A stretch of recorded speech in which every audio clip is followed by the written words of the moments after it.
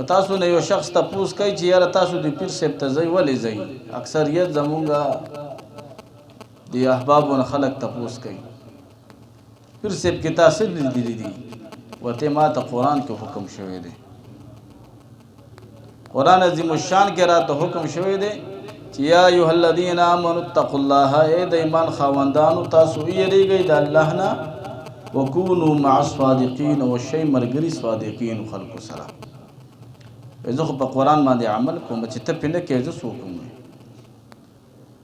دارنګې بل ځای کې آیات مبارک دی واصبر نفسک مع الذین یدعون ربهم بالغداة والعشی یریدون وجهه، چې په ظاهره خطاب د حضور علیه السلام ته دی او مراد ته امت دی، چې فرمایلی شوي دي د آیات مبارک کې چې تاسو خپل ځانونه هغه خلکو سره کلک کوي چې زما یاد سحر او ماښام کوي، یعنی زما په ذکر کې سحر هم مصروف وي او ماښام هم مصروف وي، او د هغوی هر کار د الله د رضا دپاره وي. ولا یریدون وجهه، صرف د الله د رضا دپاره هر عمل وي. نو دې نه کوم خلک مراد دي؟ اولیاء نیکان پاکان خلک ته مراد دي. رښتیا ویل یو داسې صفت دی که انسان په ظاهره په رنګ صورت باندې ډېر هم بهترین نه وي، ښایسته نه وي، خو چې کوم انسان حال صدق وي، په خوله باندې رښتیا وي، په معاشره کې الله تعالی داسې شخص ته عزت هم بیا ورکړي. صوفیا فرمایي چې درې خلکو ته به دروغ نه وي، بلکې څلورم پکې بعضې خلکو ذکر کړی دي. یو به د الله ولی ته دروغ نه وي، د الله ولی ته که تا دروغ وویلې نو ګیرې دې سره ستا د ایمان خطره ده. ګورې تو خو به وایې چې زما دروغ وویلې ما وخت وباسلو صیب مې دوکه کو، خو وروستو به دله دا دونه زور درکړي چې ته به حیران شي، فیض به در باندې بند شي، خیر و برکت چې کوم دی شیخ و مرشد نه تا ته ملاوېدو په دغه دروغ ویلو باندې به تا ته بند شي. دویم وایي طبیب ته به دروغ نه وي چې څه بیماري دی دا بس طبیب ته وایي جي دا نقصان دی راکې، خپله بیماري به نه پټوي، کینې علاج به د غلط شي نور بیماري به در کې پیدا شي. طبیب ته به صحیح حال وي، بل قاضی ته به صحیح حال وي، وکیل ته په عدالت کې دې څه فیصله راله وکیل سره دې خبر وشوې نو وکیل ته به A to Z چې څه شوي دي هغه به ورته په صحیح معنو کې بیان کړي،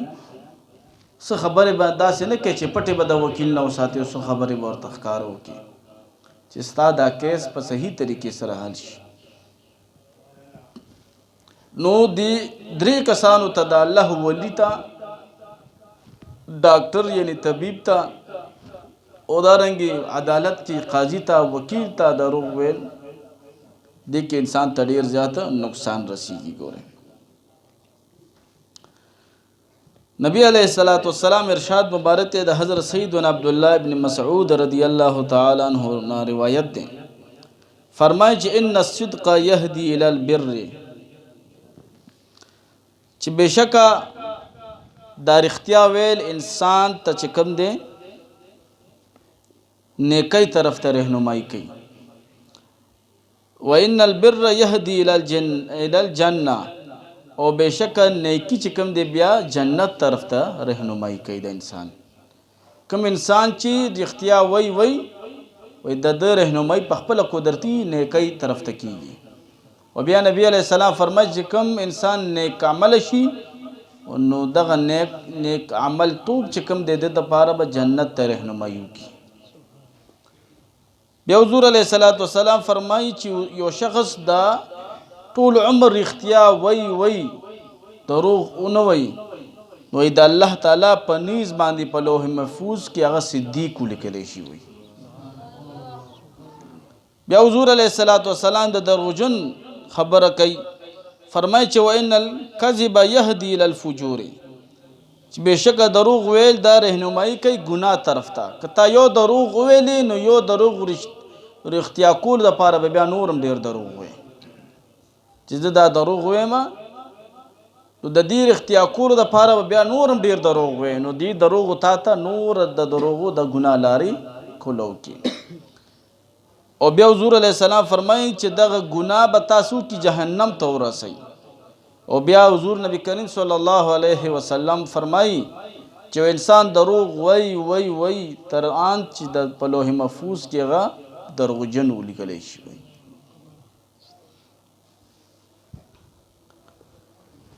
نو دروغ ویلو نه ځان کوشش کوئ چې ځان محفوظ ساتئ. ګوره د حضور علیه الصلاة والسلام تر دې حده پورې فرمایلی دي چې د حضرت ابو محمد حسن بن علی بن ابی طالب رضی الله تعالی عنہ نه روایت دی، دع ما یریبک الی ما لا یریبک، چې حضور علیه الصلاة والسلام فرمایي چې هغه سیز پرېږده چې کوم تا په شک و شبهاتو کې اچوي چې یاره دا حلال دی که حرام دی، که دا به ټیک وي که غلط به وي، که دا به رښتیا وي که دروغ به وي، هغه خبرې نه ځان واړوه، هغه طرف ته رجوع که چې کوم حق و سچ دی. بیا حضور علیه السلام فرمایي چې ولې سچ طرف ته راشه، رښتیاو طرف ته راشه، فإن الصدق طمانیة، ځکه بېشکه په رښتیاو کې اطمینان دی، والکذب ریبة، او په دروغو کې شک دی، ته به هر ټایم چې کوم دی یریږي، هسې نه چې د دې خبرې چاته پته ولګي او زما به خو معاشره کې د عزت جامه وځي، زما نه به خو هغه کوم عزت مې چې جوړ شوی دا به ټول په دې یو دوه خبرو باندې زما نه لاړ شي، نو هر ټایم به په غم کې مبتلا وي. حضور علیه السلام فرمایي چې صدق کې اطمینان دی، که ښه دې ویلي دي او که بد دې ویلي دي، خو چې رښتیا دې ویلي دي په اطمینان سره به بس. او حضرت ابراهیم بن ادهم رحمت الله تعالی علیه ته یو شخص راځي وایي صاحب زه تاسو نه بیعت کومه، خو ما ته داسې نصیحت وکړئ چې زه د هغه نصیحت نه پس بیا ګناه ونه کړم. حضرت ابراهیم بن ادهم رحمت الله تعالی علیه ورته فرمایي بچی زه تا ته د شپږو خبرو نصیحت کومه، په دې شپږو خبرو باندې عمل وکړه، بس بیا ستا خوښه ده چې کوم ګناه کې کوم عمل کې کوه، خو په دې شپږو خبرو باندې به عمل کې. هغې که ټول هر څه راګیر کړي وایي بلکل جی. لومبۍ خبره حضرت ابراهیم بن ادهم رحمت الله علیه ورته فرمایي چې ته کله ګناه کې نو بیا چې د چا نافرمانی کې نو کوشش کوه چې د هغه نعمتونه مخوره، یعنی د الله چې نافرمانی کې نو بیا نعمتونه هم د هغه مخوره. نو هغه شخص ورته وایي چې صاحب په مخ د ځمکه چې څه دي خو ټول د الله تعالی نعمتونه دي، زه به بیا څه خورم؟ حضرت ابراهیم بن ادهم رحمت الله علیه ورته فرمایي تاله به شرم نه درځي چې یو طرف ته نعمتونه خوري او بل ته نافرمانی کې؟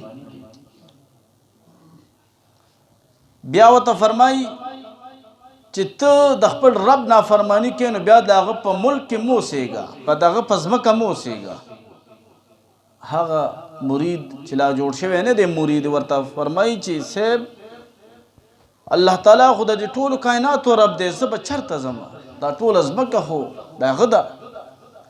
وی حضرت ابراهیم بن ادهم رحمت الله علیه ورته فرمایي چې تاله به شرم نه درځي، تا کې به حیا نه وي چې د هغه نافرماني کې او د هغه په ملک کې اوسېږي؟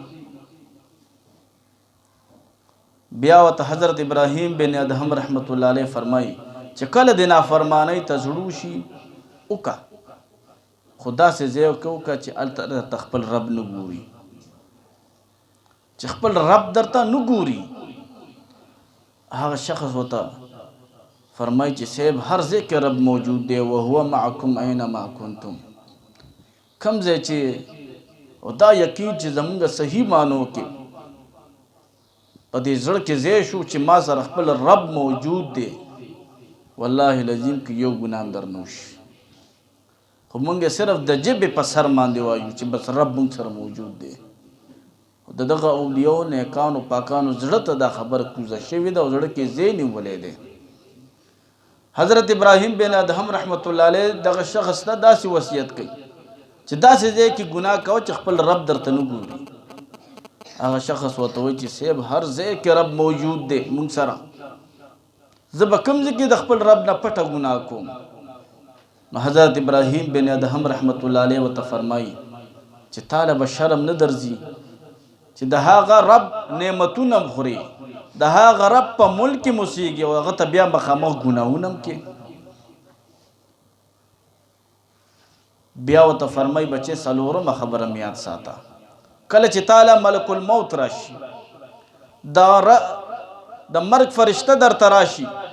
ملک الموت حضرت اسرائیل علیه السلام ته ووایه چې لږ غونتې ساعت راته وګوره، توبه وباسم بیا رانه روح واخله. نو هغه مرید ورته فرمایي چې صاحب هغه کله چې د چا نیټه پوره شي فاذا جاء اجل مسمى لا يستأخرون ساعة ولا يستقدمون، کله چې نیټه پوره شي نه یو منټ نه ساعت رستو کیږي او نه مخکې کیږي. اسرائیل علیه السلام خو چاته هم نه ګوري. نو حضرت ابراهیم بن ادهم رحمت الله علیه ورته فرمایي ای بچوړیه اوس د ټولو ګناهونو نه توبه وباسه کنه، اوس د ټولو ګناهونو نه توبه وباسه کنه. بیا ورته فرمایي چې کله تعالی قبر کې دغه راشي فرشتې راشي ملائک راشي، هغې درنه سوال جواب شروع کړي ورته بانې ورته جوړې کړه، د ځان نه ورته خبرې بانې جوړې کړه چې زه ناجوړی یم زه دا یم زه هغه یم. هغه مرید ورته جواب ورکوي چې صاحب هغې سره خو بانې نه چلیږي، هغې ته به صحیح حال وی. حضرت ابراهیم بن ادهم رحمت الله علیه ورته فرمایي چې د هغه سوال جواب دپاره په مخ د ځمکه ځان له تیاری وکړه کنه چې ښه درته پته ده چې هغې سره بانې نشي چلیدی، نو بیا هغې دپاره تیاری وکړه. شپږم ورته فرمایي چې کله ورځ د محشر شي الله تعالی ستا په حق کې د جهنم فیصله وکړي، بوځئ جهنم ته، وایي هغه ټایم کې ته اړک شه چې نه زه نه ځم جهنم ته، زه به نه ځم. نو هغه شخص ورته وایي چې یا حضرت ابراهیم بن ادهم رحمت الله علیه د رب حکم به او زه به نه منم، زه به څنګه اړک کېږم چې رب به وایي چې بوی د جهنم ته زه یم چې زه به نه ځم. نو حضرت ابراهیم بن ادهم رحمت الله علیه ورته فرمایي بیا ته په کومه خبره باندې په مخ د ځمکه دروغ هم وې، په مخ د ځمکه نافرماني هم کې، په مخ د ځمکه باندې حسد هم کې، په مخ د ځمکه باندې بغض هم کې، په مخ د ځمکه باندې ته تکبر هم کې، دا ته بیا په کومه خبره باندې دونه باروسه کې چې د خپل رب نافرمانیانې کې. نو دا کوم انسان چې دروغ وایي زه یم چې دی په کوم خبره باندې باروسه کوي، دکې خشیت الهی نشته. ګوره خشیت الهی نشته. حضرت ابراهیم بن ادهم رحمت الله تعالی علیه ته یو مرید راځي وایي صاحب ما ته لږ وصیت وکړه، وصیت راته وکړه. حضرت ابراهیم بن ادهم رحمت الله علیه ورته فرمایي چې کومه بنده د هغه کولو که او چې کومه کولو د هغه کومه بنده د هغه کولو که او چې کومه کولو د هغه بنده که. مرید حیران شو چې صاحب راته عجیبه خبره وکړه. حضرت ابراهیم بن ادهم رحمت الله تعالی علیه نه دوباره پوښتنه کوي چې صاحب په دې خبره باندې زه پوه نه شوم. وایي حضرت ابراهیم بن ادهم رحمت الله علیه ورته فرمایي بچې کم مال حال چې د جمع کړی دی هغې له چې د کوم خوله بنده کړې ده هغې له خوله کولو که د الله په لاره کې ویې لګوه، او دا خوله یې ورته یاده که دا کولو د دا بنده ساته نو دروغ به درنه نه ویلې کېږي. تا د حضور علیه السلام ارشاد نه دی اورېدلی چې چا ځان چوپ کو هغه نجات وموندو، هغه کامیاب شو. هغه د یو باچا زوی که نه، هغه چې کله د حضور علیه السلام دغه ارشاد و خبر شو دی چې حضور علیه السلام فرمایلی دی چې چا خاموشي اختیار که هغه به نجات کې وي. وای دغه د باچا زوی خاموشي اختیارول شروع کړو خبرې نه کولې چا سره بادشاہ حیران دی چې زما د زوی باندې څه چل شوی دی خبرې بس نه کوي ډاکټران راځي طبيبان راځي حکیمان راځي علاجونه کیږي ډاکټران ټول وایي چې زوی خو ټیک ټاک دی بادشاہ ورته وایي زما زوی به خبرې کولې دی چې دا خبرې نه کوي بیمار دی ټول طبيبان چې لاړ ډاکټران لاړ یو نفسیاتی طبيب ورته وایي چې د زوی باندې داسې سیل وکړه کېدای شي دته چېرته خبره زړه ته اچولې وي او خفګان کوي په زړه کې ځکه دی خبرې نه کوي باچا داسې کار وکړو چې وزیران یې رایوځای کړه فوجیان یې رایوځای کړه او دله یې ښایسته یو ټانګه تیاره کړه او دغه زوی پکې کېنولو روان یې کړو چې دا زوی مې وګرځوي کېدای شي دې سره دی دا خبرې شروع کړي په لاره باندې چې دی سفر کوي یو پرنده په بوټي کې ناسته ده هغې ډېر زیات شور کولو یو فوجي لګي شوی دی لیندۍ ورته راښکلې ده او چې ډبې پې کړی دی هغه په سینه ولګېده هغه پرنده را پرېوته د ځان سره وویل چې رښتیا حضور علیه السلام فرمایلی دي چې څوک چپ پاتې شو هغه به محفوظ دي چې تا شور نه کولی دی فوجي به نه ویشتي بس ده چې دا خبر وکړه چې فوجیانو واورېده هلکه دا خو ټیک دی ګوره ده خو خبرې وکړي چې دا پرنده مونږ وویشته دوم دا خبره وکړه چې کاش ته چپ پاتې شوی وی نو محفوظه به وي زما حضور علیه السلام رښتیا فرمایلی دي چې څوک چپ پاتې شو خاموشي چا اختیار کړه هغه به محفوظ وي د هر څه نه بس هغه فوجیانو او وزیرانو را واپس کړو باچا ته راوستو چې بس صاحب زوی خو دې ټیک ټاک دی هلته داسې خبرې وکړي وایي ښه دې زوی ما له دونه تکلیف راکړو او زه یې دونه وکړولم وایي جلات یې راوستو چې ښه مضبوطه کوړه وګوره او زما دا زوی پې ښه برابر کړه وایي چې کوړه به یې وله ورکوله او دغه حدیث مبارک پې ویله چې کاش یې سم چپ پاتې شوی وي پرندې ته خو چپ پاتې نه شوې ته خو ولګېدې خو ما هم ځان کابو نه کړو زم چپ پاتې نه شوم ځکه زم محفوظ پاتې نه شوم نو څونه چې د انسان دا خوله بند وي خبرې نه کوي دی به ګوره ډېر ګناهونو نه محفوظ وي او چې کم انسان هر ټایم بې اختیاره لګیا وي بې اختیاره لګیا وي د اکثریت په خبرو کې دروغ هم ډېر ویلی کېږي د بل حق تلفیب تی نه کېږي غیبتونه هم تی نه کېږي او زموږ د صوفیا د دې خلاف دي چې نه د ډېر خبرو خلاف دي ګورې صوفیا او هغه خبرې چې کوم د نیکۍ خبرې دي چاته پکې فایده رسیږي د هغې خلاف ګورې نه دي صوفیا هغه د خاموشۍ په دایره کې بیا راځي حضور علیه السلام مبارک ته د رښتیا ویلو په وجه باندې ګوره د مکې معظمې کفار و مشرکینو به ورته صادق ویلی ابو سفیان صخر بن حرب رضی الله تعالی عنہ چې هرقل بادشاه له تللی نو هرقل بادشاه ته نه تپوس کوي چې د حضور نبی کریم صلی الله علیه وسلم د کوم خبرو حکم کوي ډیر نو نبی د حضور نبی کریم صلی الله علیه وسلم په حق کې ورته دغه ابو سفیان فرمای چې یقول اعبد الله وحده ولا تشركوا به شيئا چې نبی علیه السلام فرمای چې تاسو د الله عبادت کوئ چې واحد دی دغه هیڅوک هم شریک نشته وترکوا ما یقول آباؤکم هغه د بوتانو عبادت پرېږدئ چې کوم ستاسو پلارانو نیکونو به چې کوم کولو ویأمرنا بالصلاة والصدق او مونږ ته حکم کوي حضور علیه السلام د مونځ او د رښتیا ویلو چې رښتیا به وایي ګورې دروغ به نه وایي والعفاف او د پاک دامنۍ حکم راته کوي والصلة او د صله رحمۍ حکم راته کوي چې یو بل سره به خپله رشتهداري پالئ یو بل سره به تعلق نه پرېږدئ نو ګوره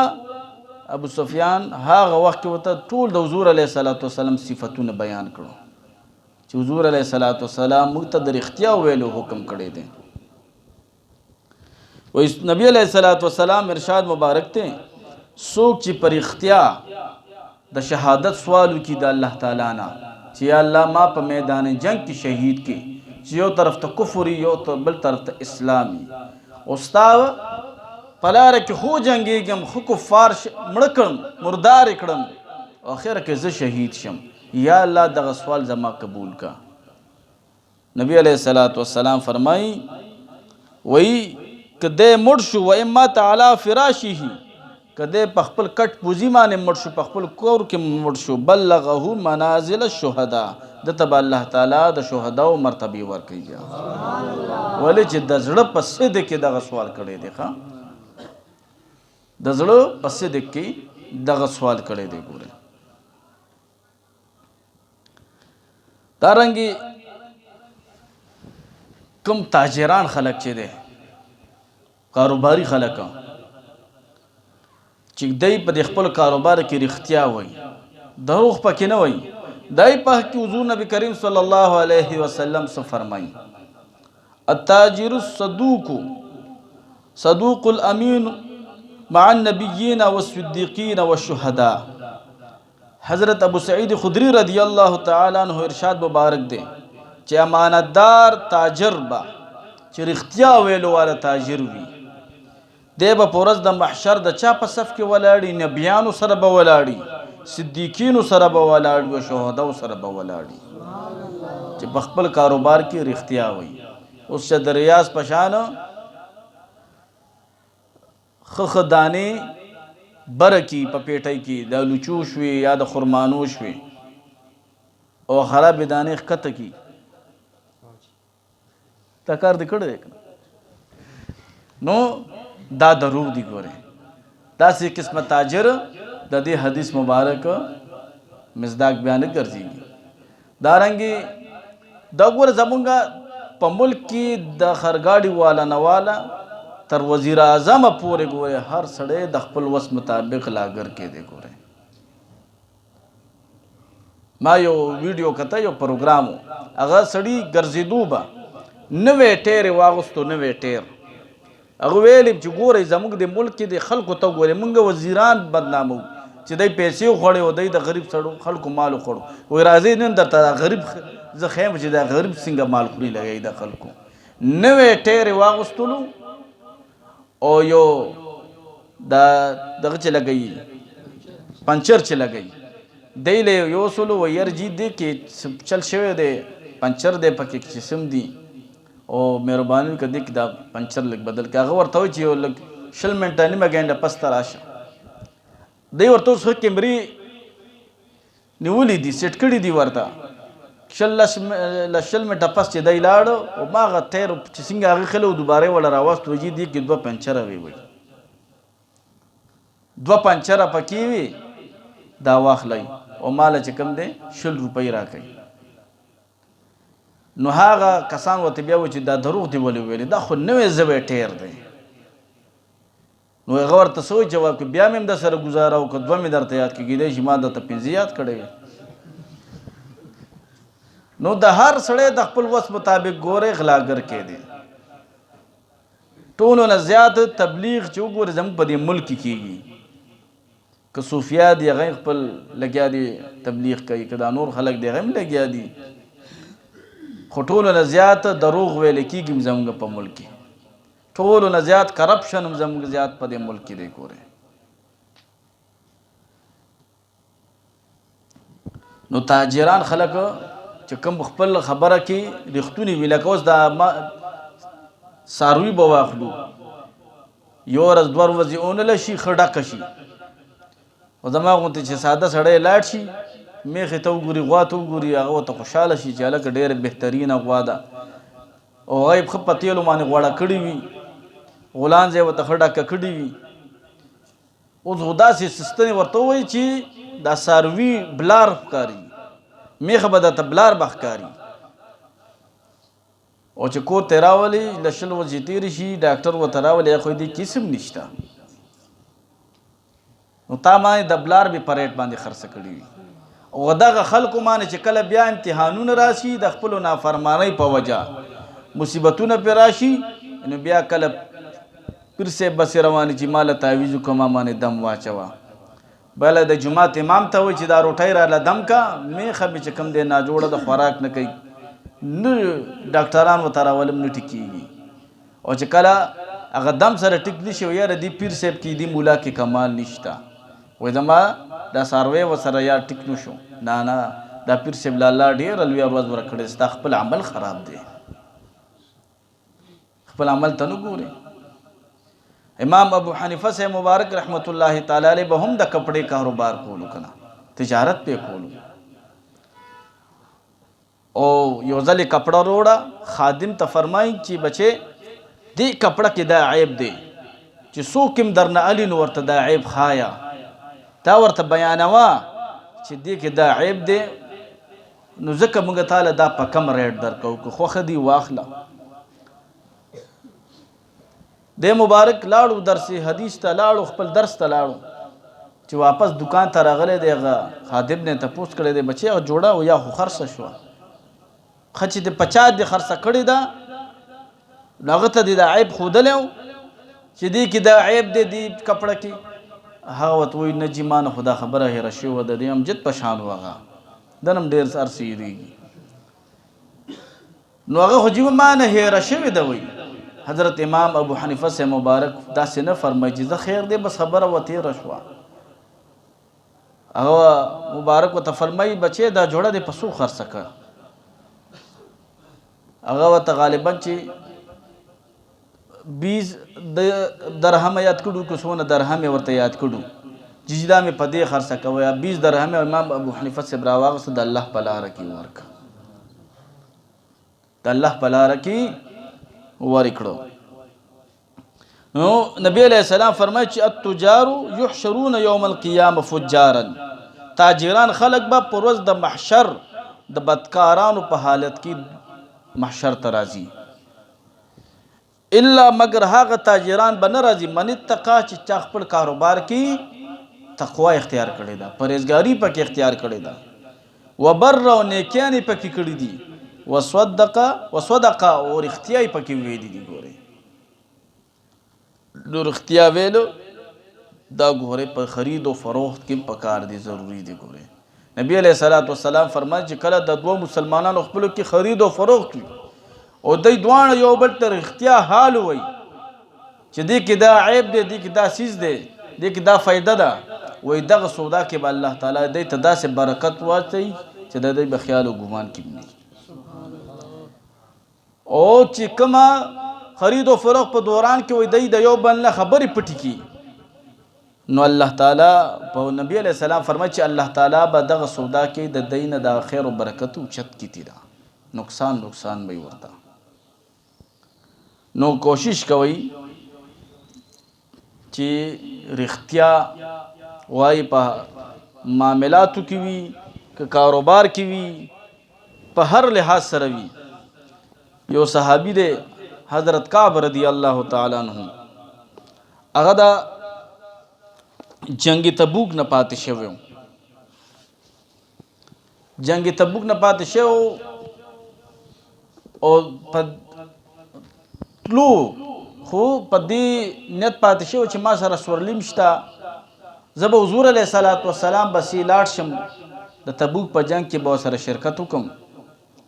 یو ورځ تېره شوه دی اعلان وړو دویمه ورځ تېره شوه دی اعلان وړو درېیمه ورځ تېره شوه دی اعلان وړو درې ورځې چې تېرې شوې د په زړه کې سوچ وکړو چې اوس خو به حضور علیه الصلاۃ والسلام تبوک ته رسېدلی وي فرمایي چې ما به مدینه منوره کې معذور سره خلک کته چې کوم به جنگ ته نشو تللی یا به مې منافقین کته چې جنگ نه به پاتې شي وو دروغجن خلک وایي چې کله خبر شوم چې حضور نبی کریم صلی الله علیه وسلم مبارک واپس تبوک نه را روان دی خپل مقصد ته رالم ډېر لوی حدیث مبارک ته دا وایي زما باندې لغونتې یره تاری شوه چې اوس به زه حضور علیه الصلاۃ والسلام ته څه وایم چې زه د څه د وجې پاتې شوی یم و حضور نبی کریم صلی الله علیه وسلم چې کله مدینه منورې ته تشریف وروړ، وای د حضور نبی کریم صلی الله علیه وسلم دغه طریقه و چې کله به سفر نه رالو ډایرکټ به مسجد نبوي ته تلو. او دا موږ له پکار دي چې کله سفر نه راشو پکار دی چې موږ خپل مسجد ته ځو 2 رکعاته نفل د شکرانې ادا کړو چې الله ستا ډېر شکر دی چې کور ته په خیر راورسېږو. دا سنت دی د حضور علیه السلام. کله چې حضور علیه السلام تشریف فرما شو، خلق براتله او د دروغو عذرونه په حضور علیه السلام ته پیش کول چې زه د دې د وجې پاتې شوی یم جي د تبوک د جنګ نه، بل به زه د دې د وجې پاتې شوی یم. حضور علیه السلام به وایي د دې ظاهري عذر قبول کو چې ټیک ده، خو باطنی معامله به الله تعالی ته وسپارله وي چې الله ظاهري عذر خمال قبول کو او باطنی معامله میں تا ته وسپارله. حضرت کعب رضی الله تعالی عنہ فرمایي چې کله وې زمانه برال حضور علیه السلام ته قریب شوم، و حضور علیه السلام په مخ مبارک تبسم را ترالو، مسکې شو راته. وای ما ته فرمایي کعب راجوخ شاد تو ولې نه تلې؟ وای ما په زړه کې وویل چې حضور علیه السلام ته رښتیا ووایم که دروغ ووایم. وای ما نه مخکې منافقینو خلکو ټول حضور علیه السلام ته دروغ وویلې، خو ما په زړه کې وویل چې دې دربار کې خو په رښتیا او نجات ملاویږي، که دروغ دی ویلې نو ګوره دې کې به تا ته ډېر نقصان ملو شي. دا خو د صداقت دربار دی، دې کې به رښتیا حال وي.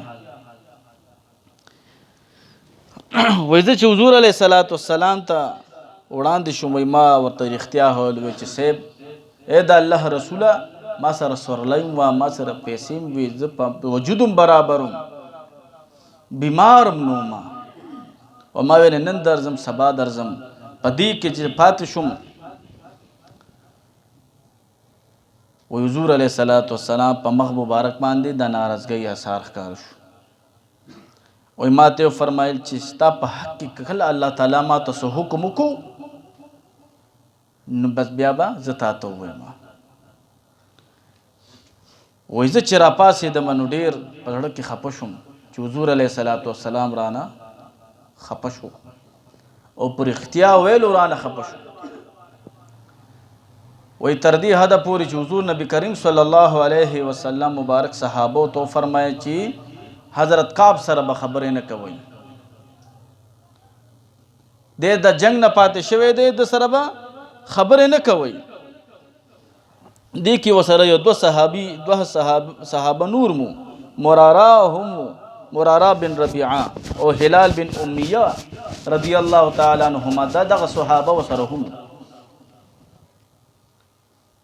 وایي ما سره به خپلو ملګرو صحابو خبرې باندې کې د حضور علیه السلام حکم و. وایي مدینه منوره را باندې راتنګه شوه، وایي داسې به شوم په مدینه منوره کې به ګرځېدم، داسې به راته ځان محسوس کېدو چې زه یو پردی سړی یم، بهر نه راغلی یم، نه مې څوک پېژني او نه دلته څوک پېژنم. وایي تر آن چې د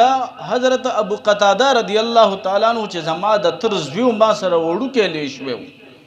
د هغه باغ ته لاړم، باغ کې وایي کار کولو، وایي ما ورته سلام واچولو، د سلام جواب یې راته راکو او نور خبرې را سره نه کولې. وایي ما ورته وویل چې تا ته پته نشته چې زه د الله او د هغه رسول سره محبت کوم. وایي حضرت قتاده رضی الله عنه راته وفرمایي چې الله او د هغه رسول ښه پوهېږي په دې خبرو، د الله او د هغه رسول په دې خبرو باندې ښه پوهېږي. د قبیله غسان یو سړی راته راځي، اواز کوي چې عین کعب. مدینه منورې په بازار کې اوازونه کوي چې کعب صاحب کم دی. وایي د هغه قبیله غسان یهودو راته چټ راولېږلو چې تا باندې رسول الله مبارک معاذ الله ظلم شروع کړی دی، تا سره بې وفایي شروع کړې ده او ته خو دې بې عزتۍ دپاره نه پیدا شوې، راشه چې موږ دله ډېر عزت درکړو. حضرت کعب رضی الله عنه فرمایي چې زه دې سره د خط سره نورم په جړا شوم، چې په جړا شوم یا خط مې وشلولو. وایي هغه ډاکي ته مې ویل چې لاړ شه غسان د حاکم ته ووایي چې د دې خط دا جواب. خو په زړه کې مې ویل چې زه دونه اوس کمزوری شم چې یهود ما ته اوس د خپل دین هغه په آفر کوي لګیا دي. وای د حضور علیه الصلاۃ والسلام زمونږ بیبیانو ته حکم راولېږلو چې تاسو خپل کور ته د پلار لاړې شئ. د صحابو هلال بن امیہ او مرارہ بن ربیعہ سره او حضرت کعب بن مالک سره خپل غزدواجی تعلق هم نه ساتي. دا هلال بن امیہ صحابي پکې لږ بوډاو. د د بیبي حضور علیه الصلاۃ والسلام تراله چې اے د الله رسوله کله نه چې تاسو زما د خاوند نه خفه شوي نو زما د خاوند چې کوم خواهشات دي د ازدواجي د صحبت هغه در هغه د خفګان نه بعد نه دی پوره کړي او هر ټایم چې کوم دی کور کې پجړه دی او زما خاوند ډیر کمزور دی د خدمت څوک نشته که ستاسو اجازت وي نو زه به خدمت کوم او نور ازدواجي چې کوم تعلق دی هغه به نه ساتم. نبی علیہ الصلوۃ والسلام ورته اجازت ورکړه چې صحیح ده. حضرت کعب رضی الله عنه فرمایي چې مسجد نبوي ته برالم و حضور علیه الصلوۃ والسلام باندې چې ما سلام واچولو و حضور نبی کریم صلی الله علیه وسلم به زما سلام واغستلو په آرام په شونډو مبارکو باندې. وای ما به شونډو مبارکو ته وکتل چې وعلیکم السلام به ویلي خو په تیز اواز کې به جواب نه راکوي. و چې کله به ما د مانځه نیت تړلو حضور علیه السلام به راته کته څه ښایسته آداب وه. حضور علیه السلام خفګان د زړه خفګان نو ګورئ صحابه ډېر زیات خوښ وو د مینې محبت خفګانو ده. خو چې کله به ما سلام واړولو حضور علیه السلام ته به ما کتو نه ما نه به مخ مبارک بیا واړولو. وایي 50 ورځې په دې کې تېرې شوې. 50 ورځو کې ما سره صحابو کې چام خبرې ونه کړي. و یو صحابي دی د سحر مانځه وخت وای ما ته مبارکي لرې نه راکا چې کعب مبروک مبارک ته شه مبارک ته شه ستا توبه الله تعالی قبوله کا. وای زه چې کله دربار رسالت ته رالم حضرت طلحه رضی الله تعالی عنہ را سره رومبې ملو شو او حضور علیه الصلاۃ والسلام د صحابو سره داسې ګیر چاپېره منځ کې تشریف فرما دی. څه ښایسته منظر به وایي حضور علیه الصلاۃ والسلام راته تبسم کوي مسکې کېږي راته خاندي راته. وایي ما ته وایي چې کعب صاحب چې نن کومه په تا باندې خوشحالي راغلې ده په ټول ژوند کې به په تا باندې چېرته داسې خوشحالي نه راغلي. وایي ما ورته وفرمایل چې او د الله رسوله نن ډېر خوشحاله یم چې تاسو رانه خوشحاله شوئ. ګوره حضرت کعب رضی الله تعالی عنہ چې رښتیا ویلې الله تعالی د عرش برین نه چې کوم دی د هغه توبه معاف کړه. د توبې د قبولیت عرش برین نه پیغام راغلی چې د حضرت کعب رضی الله تعالی عنہ ما توبه معاف کړې ده. د هغه صحابه کرامو رښتیا ویلي دي ځکه ورته الله تعالی دغه دونه لوی ورځې ورکړي دي. ګورئ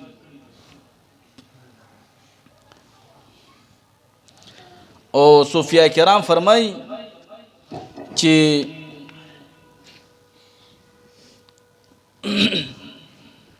د نبوت نه پس لوی درجه د چا د صدیقینو د ګورئ د رښتیاو خلکو ځکه چې قرآن کې آیات مبارک ته فاولئک مع الذین انعم الله علیهم من النبیین والصدیقین. د انبیاء کرامو نه پس وایي دلته د صدیقینو تذکره شوې ده. وایي د نبیانو نه بعد چې الله تعالی شاله لویه درجه ورکوي نو هغه به صدیقینو رښتیا ویلو والا ته الله تعالی لویه درجه ورکوي. ګورئ صوفیاء کرام فرمایي اولیاء نیکان پاکان بالخصوص حضرت احمد بن خضرویہ رضی رحمت الله تعالی علیہ چې سو غواړي چې الله تعالی د ما سره مرګري وي وای د هر ټیم رښتیا حال وای بس د هر ټیم رښتیا حال وای ځکه قرآن عظیم الشان کې الله فرمایلی دی چې ان الله مع الصابرین چې الله تعالی صابرین خلکو سره مرګري دی. نو رښتیا حال دی وای چې د رښتیا رښتیا ویلو باندې دته چې څونه مصیبت را رسیږي په دې باندې چې دې صبر کوي نو د سره به الله تعالی مرګري وي. حضرت جنید بغدادي رحمت الله تعالی علیه فرمایي چې څوک رښتیا وینکی وي رښتیا ویلو والا وي الله تعالی روزانه و 40 درجې الله تعالی دله بلندوي. رښتیا ویلو والا چې کوم وي. حضرت قناد رحمت الله علیه فرمایي چې رښتیا ویل څنګه دي چې حرام لقمه خپل خولې ته رونړي وای دا رښتیا ویل دي دا رښتیا ویل دي. لکه ګوره حضرت شیخ عبدالقادر جیلانی مبارک رحمت الله تعالی علیه چې کله بغداد شریف ته تلو د خپل نیکه مبارک د حضور نبی کریم صلی الله علیه وسلم د دین زده کړې دپاره او په همدان په مقام باندې ورسره شپېته ډاکوانو ملاقات وشو او حضرت شیخ عبدالقادر جیلانی مبارک رحمت الله تعالی علیه ورته رښتیا حال ویلی چې ما سره په دې لستوڼ کې یا په دې کسوړی کې 40 اشرفی دي. دا غوث پاک سے مبارک د هغه رښتیا ویلو سره په هغه ډاکوانو څنګه عجیب کیفیت تاری شو او ټول توبه طیب شو. دا د غوث پاک سے د رښتیا ویلو برکاتو د هغې کراماتو ګورئ. حضرت استاد ابو علی دقاق رحمت الله تعالی علیه فرمایي چې یو ځل حضرت ابو علی ثقفی رحمت الله تعالی علیه تقریر کولو. حضرت ابو علی ثقفی رحمت الله علیه تقریر کولو وای دې دوران کې حضرت عبدالله بن منازل رحمت الله علیه رالو وای د ته وای چې تو خو تقریر کې د مرګم څه تیارې کې نه کې د مرګ د پارم څه تیارې کې کنه کې وای دا حضرت ابو علی رحمت الله تعالی علیه ته فرمایي چې عبدالله بن منازله مرګ ما د پارم دی تا د پارم دی تم دې مرګ د پاره څه تیارې کې کنه کې وای حضرت عبدالله بن منازل رحمت الله تعالی علیه ته فرمایي چې مرګ خودونه ګران کار نه دی دا د لاړم درنه نه وای ودو شو دا لاس چې کوم دی د سر لاندې کو او کلمه شهادت ویلو روح ورکو. د اولیاء داسې مرګونه وي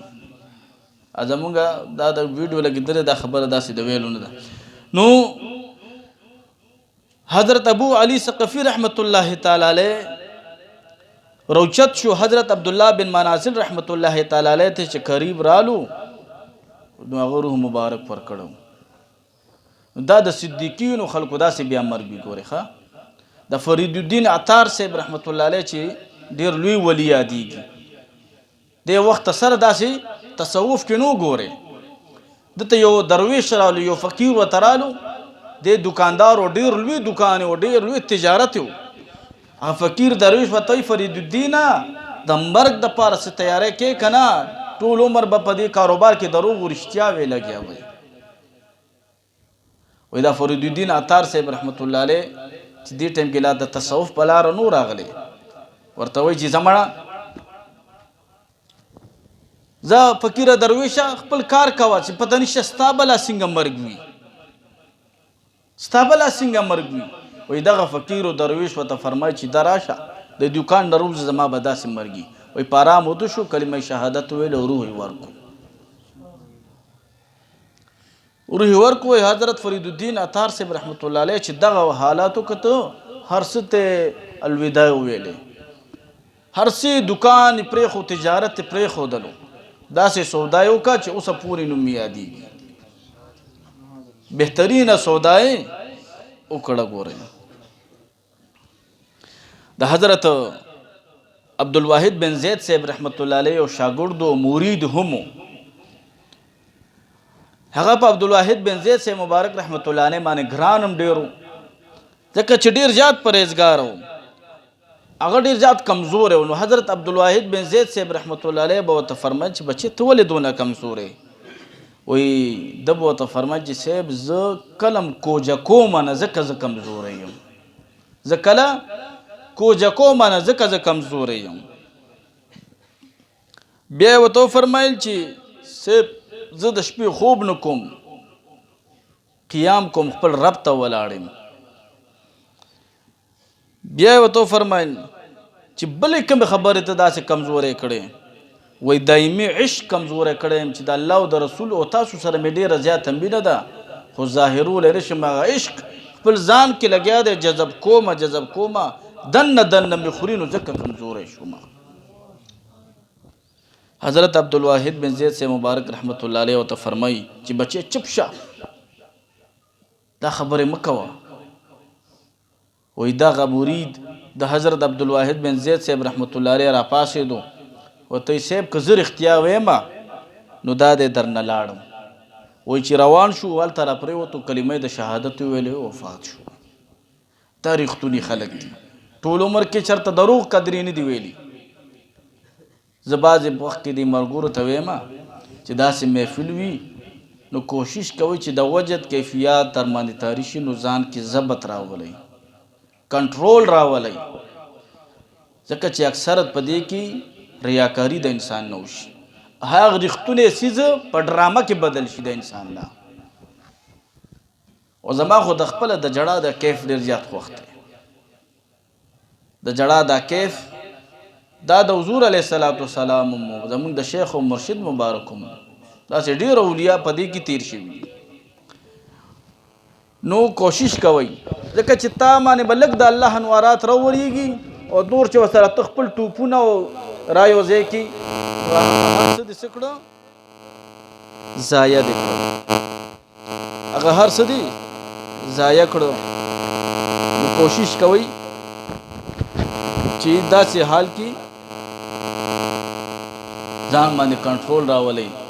چې دا رښتونی حالات چې په تاسو باندې په ما باندې کوم تاري وي چې دا هم رښتونی په رښتونی پاتې شي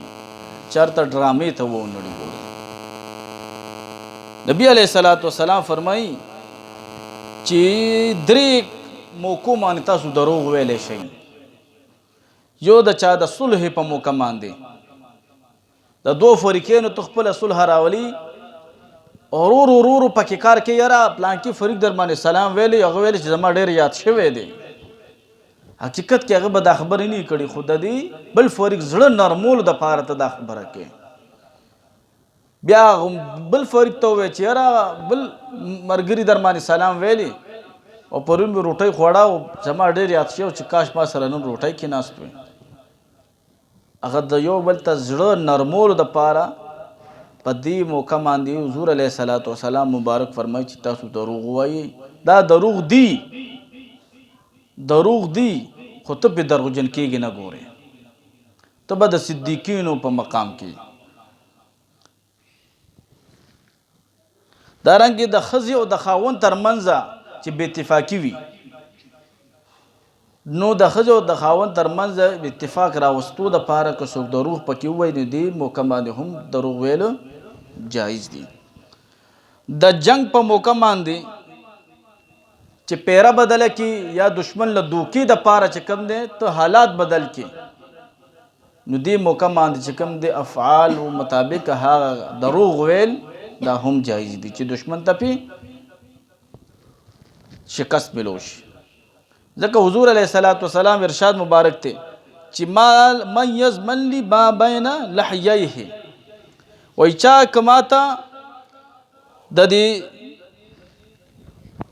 دواړو جبړو یعنی د دواړو شونډو ترمنځ د دې ژبې ته اشاره کړې د حضور علیه السلام د دې د ضمانت چا د دې ماله چا ضمانت راکو چې زه به په دې باندې د ګناه کار نه کوم دروغ به پې نه ویم غیبت به پې نه کوم نور فسق فجور خبرې به پې نه کوم ګانې بجانې به نه ویم د دې ژبې رالی ضمانت راکو وما بین رجلیه